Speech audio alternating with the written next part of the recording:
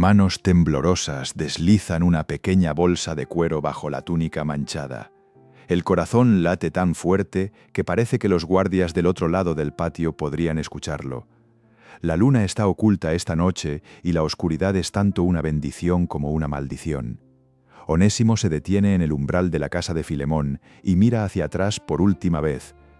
Las columnas blancas que ha limpiado durante años ahora son sombras grises en la penumbra. El aroma del aceite de lámpara que ha encendido cada atardecer flota en el aire nocturno.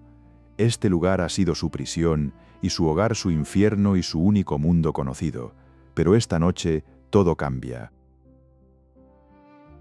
Estás a punto de descubrir cómo un acto de desesperación en la oscuridad se convirtió en una de las historias más poderosas sobre el perdón y la transformación. Si esta historia te conmueve, suscríbete y activa la campanita, porque lo que sucede a continuación desafiará todo lo que crees saber sobre la redención. Colosas en el corazón de Asia Menor, el año 62 después de Cristo. La ciudad duerme, pero Onésimo está completamente despierto, cada sentido alerta, cada músculo tenso. Ha planeado este momento durante meses, estudiando los patrones de los guardias, contando las horas entre las rondas, memorizando cada sombra en el camino hacia la puerta trasera. No es el primer esclavo en intentar la huida, pero sabe que la mayoría nunca llega más allá de la primera milla. El sistema es perfecto. Roma ha perfeccionado el arte de mantener a millones en cadenas, no solo de hierro, sino de miedo. Un esclavo fugitivo capturado puede ser marcado a fuego crucificado o vendido a las minas, donde la muerte llega lenta y dolorosa. Las historias circulan entre los sirvientes, como advertencias susurradas, historias de hombres devueltos, con las espaldas destrozadas, de mujeres que nunca volvieron, de niños ahogados en el río. Pero Onésimo ya no puede quedarse. No es el hambre lo que lo impulsa a Filemón, no es un amo cruel comparado con otros en Colosas, es hasta considerado bondadoso. La comida es suficiente, los golpes son raros, y hay rumores de que el amo ha sido tocado por esa nueva fe extraña que habla de un carpintero judío ejecutado en Jerusalén. Pero la bondad no borra la realidad fundamental. Onésimo no se pertenece a sí mismo. Sus días, sus noches, sus sueños, sus hijos, si alguna vez los tiene, todo pertenece a otro hombre, y algo dentro de él se ha roto.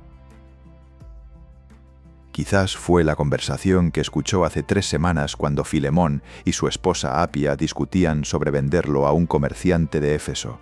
Quizás fue ver a su hermana menor vendida a un mercader sirio con lágrimas silenciosas corriendo por sus mejillas mientras la cadena se cerraba alrededor de su cuello. Quizás fue simplemente despertar una mañana y darse cuenta de que tiene 28 años y cada uno de esos años ha pertenecido a alguien más. El viento nocturno sopla frío contra su rostro mientras cruza el jardín. Sus pies descalzos conocen cada piedra, cada grieta en el camino. Ha caminado este sendero 1000 veces, pero nunca como esta noche, nunca con este peso de libertad, robada o muerte inminente, presionando sobre sus hombros. En la distancia un perro ladra y Onésimo se congela contra la pared, su respiración atrapada en la garganta. Silencio. El perro se calma. La noche vuelve a envolver todo en su manto oscuro. Onésimo se mueve de nuevo, cada paso es una decisión, cada segundo es una elección entre el pasado conocido y el futuro incierto. La pequeña bolsa bajo su túnica contiene su único crimen tangible, 3 monedas de plata que tomó del escritorio de Filemón, monedas que técnicamente ya eran suyas, porque un esclavo no puede robar lo que nunca poseyó, incluyéndose a sí mismo. Pero Roma no ve las cosas así. Para Roma es un ladrón además de fugitivo y el castigo por ambos delitos es brutal y público. Llega a la puerta trasera del complejo, la madera está hinchada por la humedad y rechina ligeramente cuando la empuja. El sonido es como un grito en la quietud y Onésimo espera escuchar voces, gritos, el sonido de sandalias corriendo sobre piedra. Pero solo hay silencio, el tipo de silencio que se traga el sonido y lo convierte en posibilidad. Cruza el umbral. Ahora está fuera de los muros de la propiedad de Filemón, fuera de la única estructura que ha conocido. La calle está vacía, las casas de los ciudadanos libres se alzan como gigantes dormidos a ambos lados. La luna emerge brevemente de las nubes, iluminando el camino hacia el oeste, hacia el puerto, hacia los barcos que zarparán al amanecer hacia Roma. Roma, la ciudad más grande del mundo, el corazón del imperio, el lugar donde un hombre puede perderse entre 1.000.000 de almas. Si logra llegar a un barco, si logra esconderse en la bodega, si logra sobrevivir al viaje, entonces, quizás, solo quizás, podría desaparecer en las multitudes y vivir no como Onésimo el esclavo de Filemón, sino simplemente como Onésimo, un hombre libre, un hombre que se pertenece a sí mismo. Pero primero tiene que sobrevivir la noche. Camina rápido, pero no corre. Correr atrae atención, y la atención es muerte. Su túnica es común lo suficientemente andrajosa para ser de un sirviente, pero no tan distintiva como para ser memorable. Ha practicado caminar con la cabeza baja, los hombros caídos, la postura de alguien que tiene permiso para estar afuera en un recado nocturno. Pasa junto a una patrulla romana. 3 soldados con antorchas caminan en dirección opuesta. Onésimo mantiene los ojos hacia abajo, el corazón golpeando contra las costillas. Los soldados pasan sin mirarlo 2 veces. Para ellos es invisible otro cuerpo más en una ciudad llena de esclavos. Y entonces está más allá de las puertas de la ciudad. El camino se extiende ante él pálido bajo la luz de las estrellas. Cada paso lo aleja de Colosas, cada paso lo acerca a una libertad que podría costarle la vida. El aire nocturno es frío y agudo, y Onésimo se permite por primera vez en horas respirar profundamente. No sabe que este viaje no terminará en Roma como él imagina. No sabe que en una celda húmeda de la capital encontrará a un hombre encadenado que lo liberará de una manera que ninguna huida podría lograr. No sabe que regresará a esta misma casa con una carta en sus manos que cambiará todo. Pero esta noche solo sabe esto, está huyendo, y cada paso hacia adelante es un paso hacia lo desconocido. El olor a humedad y orín golpea primero. Luego el sonido de cadenas arrastrándose sobre piedra mojada, y finalmente la oscuridad casi total rota apenas por una rendija de luz que se cuela desde el pasillo exterior. Onésimo está de pie en el umbral de una celda en las entrañas de Roma, mirando al hombre que cambiará su destino. Pablo de Tarso está sentado en el suelo de piedra, con las muñecas encadenadas a un anillo de hierro en la pual. Su barba es más gris que negra, sus ojos hundidos por el cansancio, pero hay algo en su mirada que hace que Onésimo retroceda instintivamente. Es la mirada de alguien que ve más allá de la superficie, alguien que mira directamente al alma. Han pasado meses desde aquella noche en Colosas, meses de esconderse en bodegas de barcos, de robar comida, en los mercados, de dormir en callejones que apestan a muerte y desesperación. Roma no fue el refugio que Onésimo imaginó. La ciudad es demasiado grande, demasiado cruel, demasiado hambrienta. Aquí nadie es invisible, y un esclavo fugitivo sin marcas de identificación, sin papeles, sin historia, es más sospechoso que un criminal confeso. La ironía no se le escapa. Huyó de las cadenas de Filemón, solo para encontrar que Roma es una prisión más grande. Las calles están llenas de ojos que calculan, que evalúan, que buscan debilidad. Ha aprendido a moverse como una sombra, a no hacer contacto visual, a desaparecer en las multitudes. Pero el hambre constante, el miedo perpetuo, el sabor amargo de la libertad, que no es realmente libertad, lo están consumiendo desde adentro. Y entonces escuchó el nombre: Pablo.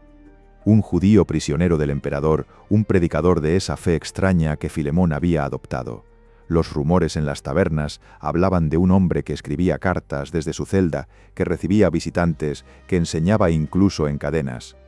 Algo en esas historias resonó en Onésimo. Quizás fue la curiosidad, quizás fue la desesperación, quizás fue algo más profundo que él mismo no entiende. Pero aquí está. Entra, dice Pablo con una voz que es suave, pero que lleva autoridad. No te quedes en la puerta como si estuvieras decidiendo huir. Ya has huido suficiente. Las palabras golpean como un puñetazo. Onésimo se congela su mano aún en el marco de la puerta. ¿Cómo puede este hombre saber? ¿Cómo puede ver en la oscuridad lo que Onésimo ha escondido tan cuidadosamente. ¿Cómo comienza Onésimo, pero su voz se quiebra? Pablo sonríe una sonrisa triste y conocedora. Llevo décadas mirando a hombres que huyen. Reconozco la mirada. Entra, siéntate y cuéntame de qué estás huyendo. Onésimo entra despacio como si el suelo pudiera abrirse bajo sus pies. Se sienta en el rincón opuesto, lo más lejos posible de Pablo, lo más cerca posible de la salida. El anciano no se mueve, solo observa con esos ojos que parecen penetrar cada capa de defensa que Onésimo ha construido. «No estoy huyendo de nada», dice Onésimo finalmente, pero las palabras suenan huecas, incluso a sus propios oídos. «Todos estamos huyendo de algo, hijo», responde Pablo. La pregunta no es de qué huyes, sino hacia qué corres. Silencio. El tipo de silencio que obliga a la verdad a salir a la superficie. Onésimo siente algo quebrarse dentro de él, algo que ha mantenido apretado durante meses, durante años, durante toda su vida. Las palabras comienzan a salir primero lentamente, luego en torrente. Le cuenta a Pablo sobre Filemón, sobre la huida, sobre las monedas robadas, sobre Roma, sobre el hambre, sobre el vacío horrible de una libertad que se siente como otra forma de esclavitud. Pablo escucha sin interrumpir. Las cadenas en sus muñecas tintinean suavemente cuando se inclina hacia adelante. Cuando Onésimo termina exhausto, vaciado, el anciano permanece en silencio durante un largo momento. «Conozco a Filemón», dice finalmente. Las palabras caen como piedras en agua quieta. Onésimo siente que el mundo se inclina bajo él. Su respiración se detiene, su corazón martillea contra su pecho. Ha caminado directo hacia su propia trampa, ha confesado su crimen al único hombre en Roma que conoce a su amo. «Voy a morir», susurra. «Todos vamos a morir», responde Pablo con una calma desconcertante. Pero esa no es la pregunta importante. La pregunta es ¿cómo vas a vivir antes de hacerlo? Onésimo lo mira sin comprender. ¿Cómo puede este hombre encadenado en una celda romana hablar de vida? ¿Cómo puede alguien en su posición ofrecer algo más que lástima o juicio? Pero Pablo continúa y hay algo en su voz que obliga a tu miedo. Pero hay una libertad que ningún amo puede quitarte y ninguna fuga puede darte. Una libertad que rompe las cadenas que realmente importan. «¿De qué hablas?», pregunta Onésimo y odia cómo su voz suena desesperada, hambrienta. «De aquel que fue esclavo por nosotros», dice Pablo. «De aquel que fue encadenado para que otros pudieran ser libres. De aquel que murió la muerte de un fugitivo para darnos vida». Y entonces Pablo comienza a hablar de Jesús, no como los sacerdotes romanos hablan de sus dioses distantes e indiferentes, sino como alguien que conoció íntimamente, como alguien que transformó su propia vida. Habla de un Dios que se hizo hombre, que eligió la humillación, que lavó los pies de sus discípulos, que murió la muerte reservada para los peores criminales. «Él entiende lo que es no pertenecerte a ti mismo», dice Pablo. «Él entiende lo que es ser propiedad de otro, ser marcado, ser despreciado. Y Él ofrece algo que ningún amo humano puede dar. Te ofrece ser hijo, no esclavo, heredero, no propiedad, amado, no poseído». Las palabras penetran en lugares que Onésimo no sabía que existían. Durante horas Pablo habla y Onésimo escucha.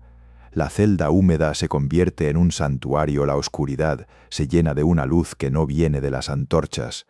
Y algo antiguo y endurecido en el corazón de Onésimo comienza a resquebrajarse. Cuando finalmente sale de la celda, el amanecer está rompiendo sobre Roma. Onésimo camina por las calles con pasos inseguros como un hombre recién nacido, aprendiendo a usar sus piernas. Ha entrado en esa prisión como un fugitivo desesperado. Sale como algo nuevo, como alguien que ha encontrado en cadenas la libertad que nunca encontró en la huida. Pero la historia está lejos de terminar. Pablo tiene un plan, uno que aterrará a Onésimo, uno que lo enviará de regreso al lugar del que huyó, uno que probará si esta nueva libertad es real o solo otra ilusión desesperada. Porque la verdadera libertad no se encuentra en la huida, se encuentra en el regreso. La mano de Pablo tiembla sobre el pergamino en blanco. No es el frío de la celda ni el peso de las cadenas lo que hace temblar sus dedos, es el peso de lo que está a punto de escribir palabras que podrían significar vida o muerte para el hombre joven que está sentado frente a él con los ojos llenos de terror y esperanza. Han pasado 3 semanas desde que Onésimo entró por primera vez en esta celda, 3 semanas de conversaciones que se extendieron hasta el amanecer de preguntas que desenterraron verdades enterradas de transformación tan profunda que el rostro del joven esclavo fugitivo se ve diferente ahora. Hay algo nuevo en sus ojos, no la dureza de la supervivencia, sino la suavidad de alguien que ha sido visto, realmente visto por primera vez en su vida. Pero ahora llega el momento más difícil. Pablo sumerge la pluma en tinta y comienza con las palabras formales. Pablo, prisionero de Cristo Jesús, y el hermano Timoteo, a Filemón, nuestro querido amigo y colaborador. Las palabras fluyen con facilidad al principio, los saludos convencionales, las bendiciones acostumbradas. Pero Onésimo puede ver cómo la escritura de Pablo se hace más lenta, cómo la pluma se detiene cada pocas palabras, cómo el anciano cierra los ojos, como si estuviera orando antes de continuar. Porque lo que Pablo está a punto de pedir es imposible. En todo el Imperio Romano, en toda la historia registrada, ningún esclavo fugitivo ha regresado voluntariamente a su amo y vivido para contarlo. La ley es clara, brutal, inequívoca. Un esclavo que huye es propiedad robada, y el castigo por robar es severo. Un esclavo que además roba dinero como Onésimo lo hizo multiplica su crimen. La crucifixión es como un hermano, como igual, como amado, aunque en Cristo tengo plena libertad para ordenarte lo que debes hacer, escribe Pablo, y Onésimo ve cómo elige cada palabra con cuidado quirúrgico, prefiero rogarte en nombre del amor. La pluma raspa contra el pergamino, el sonido es fuerte en el silencio de la celda. Te ruego por mi hijo Onésimo, quien llegó a ser mi hijo mientras yo estaba en cadenas. Onésimo siente algo apretarse en su garganta. Mi hijo. Pablo ha llamado a muchas personas hermanos o hermanas, pero esta es la primera vez que Onésimo escucha al anciano usar esta palabra específica. Hijo, no esclavo, no fugitivo. Hijo, Pablo continúa escribiendo, y su voz es suave mientras lee en voz alta lo que está escribiendo, casi como si estuviera hablando directamente con Filemón a través del tiempo y el espacio. Antes te era inútil, pero ahora nos es útil tanto a ti como a mí. Hay un juego de palabras aquí que Onésimo apenas capta. Su nombre Onésimo significa útil, y Pablo está transformando su identidad misma de inútil, esclavo, a útil, hijo, útil hermano. Te lo envío de vuelta, escribe Pablo, y las palabras son como sentencia de muerte y promesa de resurrección al mismo tiempo. Te lo envío de vuelta a él, quien es mi propio corazón. Onésimo cierra los ojos. El terror es tan real que puede saborear lo metálico y amargo en su lengua. Regresar. La idea es absurda, suicida, imposible. Cada instinto grita que corra, que huya, que desaparezca en las calles de Roma y nunca mire atrás. Pero algo más profundo, algo que nació en estas conversaciones con Pablo, algo que se despertó cuando escuchó por primera vez sobre un Dios que eligió ser esclavo, le susurra que debe hacerlo. La pluma de Pablo se mueve más rápido ahora, como si las palabras estuvieran saliendo de un lugar más profundo que el pensamiento consciente. Tal vez se apartó de ti por un tiempo para que lo recibieras para siempre, ya no como esclavo, sino como algo mejor que un esclavo, como un hermano amado. Hermano amado, las palabras cuelgan en el aire de la celda, brillando con una imposibilidad hermosa. En el Imperio Romano, los esclavos no son hermanos. Son herramientas que hablan propiedades con piernas. La distancia entre esclavo y hermano es la distancia entre la tierra y el cielo, y Pablo está cerrando esa brecha con trazos de tinta sobre pergamino. Si me consideras tu compañero, continúa Pablo, y ahora hay urgencia en su voz, recíbelo como me recibirías a mí. Si te ha perjudicado en algo o te debe algo, cárgalo a mi cuenta. Pablo se detiene y mira a Onésimo directamente. Las monedas que tomaste, dice suavemente. La deuda que te persigue la estoy asumiendo, cada denario, cada crimen, cada razón que Filemón podría tener para rechazarte, la estoy tomando sobre mí. Onésimo no puede hablar. Las lágrimas están corriendo por su rostro y no hace ningún esfuerzo por detenerlas. Nunca nadie en toda su vida ha hecho algo así por él. Nadie ha pagado su deuda, nadie ha intercedido, nadie ha arriesgado su propia reputación, su propia relación, su propio honor por un esclavo fugitivo que no vale nada. Pero Pablo no ha terminado. Toma otra hoja de pergamino más pequeña y comienza a escribir con su propia mano algo que Onésimo reconoce como legalmente vinculante. Yo, Pablo, lo escribo con mi propia mano, yo lo pagaré. Es un pagaré formal, una promesa económica que puede ser ejecutada ante la ley romana. Y aquí está el golpe final, dice Pablo con una sonrisa que es casi traviesa, para no decirte que tú mismo me debes tu propia vida. Es un recordatorio gentil, pero firme. Filemón le debe su conversión, su fe, su vida espiritual entera a Pablo. ¿Cómo puede negarse a hacer por Onésimo lo que Pablo hizo por él?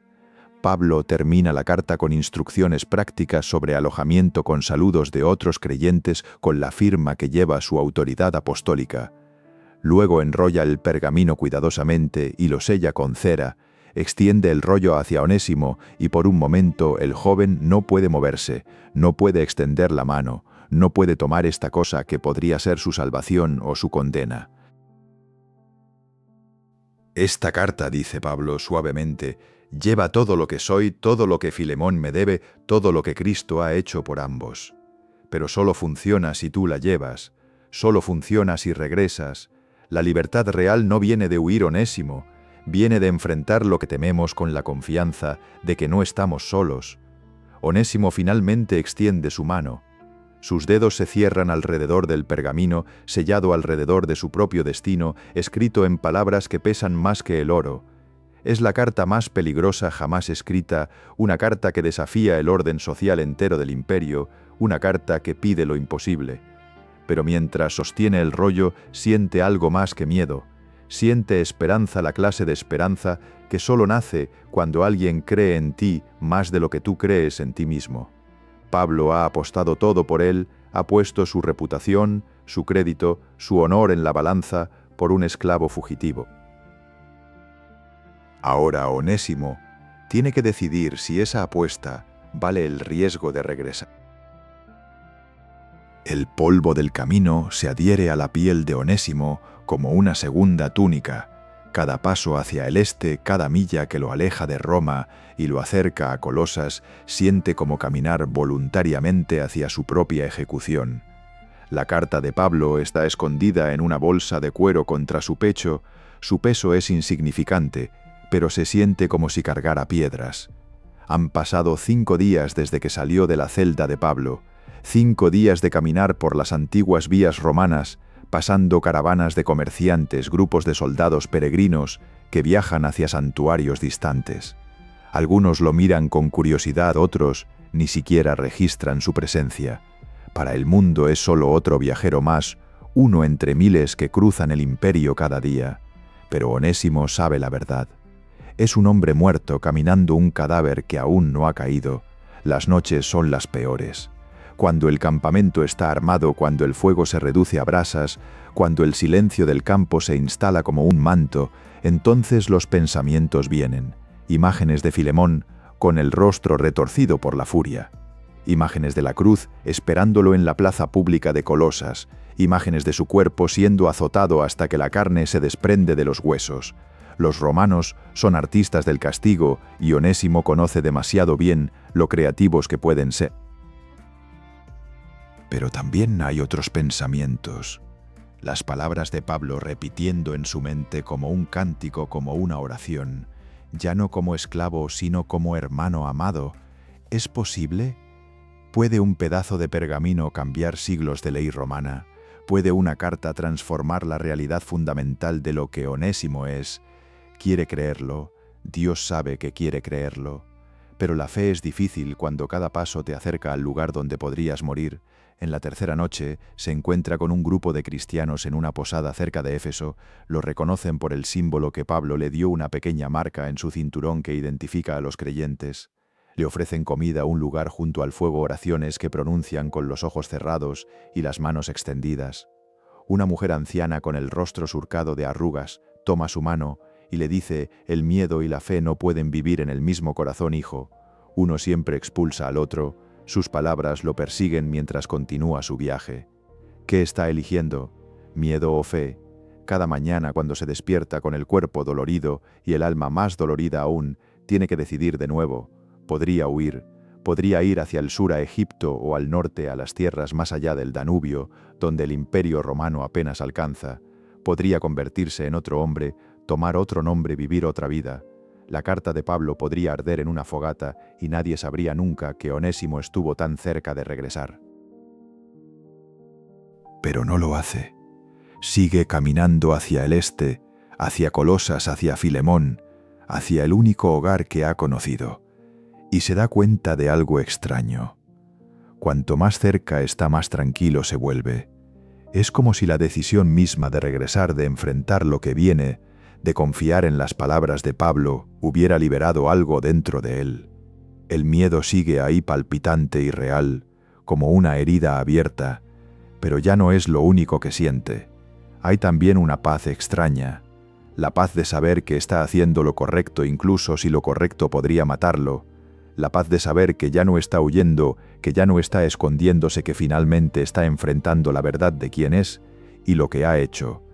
Pablo le dijo que la libertad real no viene de la huida, sino del regreso, y con cada paso Onésimo está comenzando a entender qué quiso decir. En la sexta noche acampa en una colina con vista al valle donde Colosas yace dormida bajo las estrellas. Puede ver las luces de la ciudad, pequeños puntos de fuego en la oscuridad. En algún lugar entre esas luces está la casa de Filemón. En algún lugar está el hombre que lo poseyó, el hombre a quien robó, el hombre que tiene todo el derecho legal de matarlo. Y en algún lugar también está la comunidad de creyentes que se reúne en esa casa, la iglesia que Pablo mencionó en su carta. Onésimo saca la carta de Pablo de su bolsa. El sello de cera está intacto, el pergamino está suave bajo sus dedos. Esta pequeña cosa, esta colección de palabras en tinta sobre piel de animal, es su único escudo contra la ley romana, su única defensa contra la muerte. Es absurdo, es imposible, es la cosa más poderosa que jamás haya sostenido. Piensa en Pablo encadenado en aquella celda húmeda escribiendo estas palabras con manos temblorosas. Piensa en cómo el anciano apostó su reputación, su credibilidad, su relación con Filemón por un esclavo fugitivo sin valor. Piensa en cómo Pablo lo llamó hijo, cómo asumió su deuda, cómo transformó su identidad entera con el trazo de una pluma. Y piensa en Jesús. Las historias que Pablo contó sobre un Dios que eligió ser esclavo, que lavó pies sucios, que tocó leprosos, que comió con pecadores y prostitutas. Un Dios que murió la muerte de un criminal para que criminales como Onésimo pudieran vivir. Si eso es verdad, si realmente hay un Dios así, entonces quizás, solo quizás, esta carta imposible puede hacerlo imposible. El amanecer llega frío y claro. Onésimo se levanta, dobla su manta, empaca sus pocas posesiones. La carta vuelve a su lugar contra su corazón y comienza el descenso final hacia Colosas. Cada paso ahora es una oración, cada respiración es un acto de fe. El miedo sigue ahí agudo como un cuchillo, pero ya no está solo. Hay esperanza también frágil pero real, brillando como la luz del alba sobre las montañas distantes. No sabe qué le espera en la casa de Filemón. No sabe si la carta de Pablo será suficiente, si el perdón es posible, si un esclavo puede realmente convertirse en hermano. Pero sabe esto, ya no está huyendo, está regresando. Y en ese regreso, en esa elección de enfrentar su pasado, en lugar de huir de él, ya ha encontrado algo de la libertad que Pablo prometió. Las puertas de Colosas se alzan ante él. Onésimo respira profundo, aprieta la bolsa de cuero contra su pecho y cruza el umbral. El camino de regreso ha terminado. Ahora comienza algo nuevo, algo aterrador, algo hermoso. Ahora comienza la prueba final de si las palabras tienen poder para cambiar el mundo. La puerta de la casa de Filemón se alza ante Onésimo como el umbral entre dos mundos. Sus nudillos están suspendidos en el aire a centímetros de la madera tallada, incapaces de completar el golpe. Detrás de esta puerta está el hombre que lo poseyó, el hombre a quien robó el hombre que podría ordenar su muerte con una sola palabra. Y Onésimo está a punto de llamar voluntariamente, finalmente su mano cae contra la madera. 3 golpes secos que resuenan en el patio interior. El sonido parece demasiado fuerte, demasiado final, como el martillo de un juez sellando un veredicto. Onésimo espera y cada segundo se estira hasta volverse eternidad. Puede escuchar movimiento dentro, pasos que se acercan. Su corazón martillea tan fuerte que está seguro de que quien abra la puerta podrá escucharlo. La puerta se abre. Es Apia, la esposa de Filemón. Sus ojos se agrandan cuando lo reconoce y por un momento el tiempo se detiene completamente. Onésimo ve el shock cruzar su rostro, luego la confusión, luego algo que podría ser miedo o podría ser otra cosa. Ella abre la boca para hablar, pero no salen palabras. «He regresado», dice Onésimo y su voz suena extrañamente tranquila. «Traigo una carta de Pablo para Filemón». Apia retrocede instintivamente, su mano vuela a su garganta. Filemón llama y su voz tiembla. Filemón ven rápido. Hay urgencia en su tono, pero también algo más. Asombro quizás, o incredulidad ante lo que está viendo. Un esclavo fugitivo parado en su puerta, no con cadenas, sino con una carta, no arrastrándose sino de pie. Filemón aparece en el umbral interior. Es más grande de lo que Onésimo recordaba, o quizás Onésimo se ha vuelto más pequeño en su memoria. El rostro de Filemón pasa por una serie de expresiones tan rápidas que es difícil catalogarlas todas. Reconocimiento, shock, una ira tan pura y ardiente que Onésimo siente su calor desde donde está parado. Luego algo más complejo, algo que lucha contra la ira y casi la sofoca. Onésimo. El nombre sale de los labios de Filemón como acusación y pregunta al mismo tiempo. «Has regresado, he regresado», repite Onésimo. Extiende la carta de Pablo con manos que solo tiemblan ligeramente. «Pablo me envía con esta carta. Me pidió que te la entregara personalmente». Filemón no se mueve para tomar la carta. Sus ojos están fijos en Onésimo, estudiándolo como si buscara algún truco, alguna trampa. «¿Sabes lo que hiciste?», pregunta y su voz es peligrosamente tranquila. «¿Sabes lo que la ley me permite hacer contigo?». «Lo sé», dice Onésimo. «Sé que merezco la muerte. Sé que robé tu propiedad y tu confianza. Sé que bajo la ley romana no tengo derecho a estar aquí de pie hablándote como si fuera tu igual». Se detiene, respira profundo. «Pero Pablo me pidió que regresara y me dijo que ya no soy lo que era». Filemón finalmente toma la carta, rompe el sello de cera con movimientos bruscos y comienza a leer. Onésimo observa su rostro mientras los ojos de Filemón recorren las líneas de tinta. Ve cómo la mandíbula de su antiguo amo se aprieta, ve cómo sus manos agarran el pergamino con más fuerza, ve cómo algo en su expresión comienza a cambiar. El silencio se extiende mientras Filemón lee. Apia ha entrado ahora y está parada junto a su esposo leyendo por encima de su hombro. Onésimo puede ver sus labios moverse mientras pronuncia las palabras en silencio. «Ya no como esclavo, sino como hermano amado. Recíbelo como me recibirías a mí. Si te ha perjudicado, cárgalo a mi cuenta». Cuando Filemón termina de leer, baja la carta lentamente. Sus ojos están húmedos. Mira a Onésimo durante un largo momento, y en ese momento Onésimo ve la batalla que se libra detrás de esos ojos, la ley contra la gracia, la justicia contra la misericordia, el derecho a castigar contra el llamado a perdonar. Es la misma batalla que se librara en el corazón de Onésimo durante todo el viaje de regreso, la misma batalla que se libra en cada corazón humano cuando se enfrenta a la herida y la ofensa. «Pablo te llama su hijo», dice Filemón finalmente, y su voz se quiebra ligeramente. «Te llama su corazón. Él me dio una vida que yo no tenía, responde Onésimo, me mostró un Dios que yo no conocía, me enseñó que la libertad no está en huir, sino en regresar, en enfrentar, en confiar. Las lágrimas están corriendo por su rostro ahora y no hace esfuerzo por detenerlas. No merezco tu perdón, Filemón, pero Pablo me enseñó que la gracia nunca se trata de merecer, se trata de recibir lo que nunca podríamos ganar. Filemón da un paso hacia adelante, luego otro. Onésimo se prepara instintivamente, no sabe si para un golpe o para cadenas, o para algo peor. Pero lo que viene lo desarma completamente. Filemón extiende sus brazos y envuelve a Onésimo en un abrazo que no es de amo a esclavo, sino de hermano a hermano, de igual a igual, de hombre amado a hombre amado. Ya no eres mi esclavo, susurra Filemón contra el hombro de Onésimo. Eres mi hermano en Cristo, bienvenido a casa.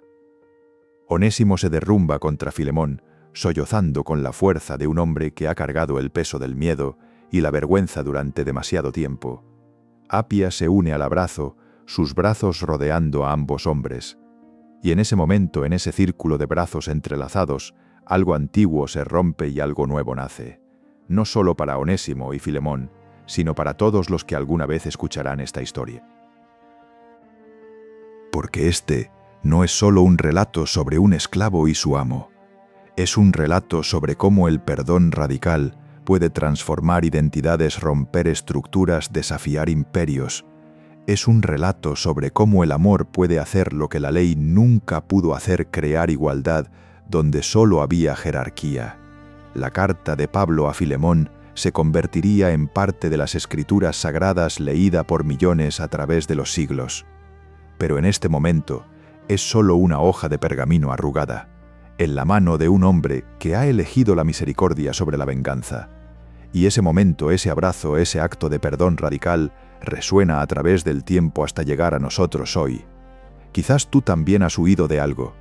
Quizás has cargado la vergüenza de errores pasados, el peso de deudas que no puedes pagar, el miedo de regresar a lugares donde fuiste herido o donde heriste. La historia de Onésimo susurra una verdad: la libertad real no está en la distancia que pongas entre tú y tu pasado. Está en el coraje de regresar, de enfrentar, de confiar en que la gracia es más fuerte que la culpa. Si esta historia te ha conmovido, si has visto un pedazo de ti mismo en Onésimo, en su huida o en su regreso, suscríbete y comparte este video, porque todos necesitamos ser recordados de que nunca es demasiado tarde para descubrir que somos más amados de lo que jamás temimos no ser.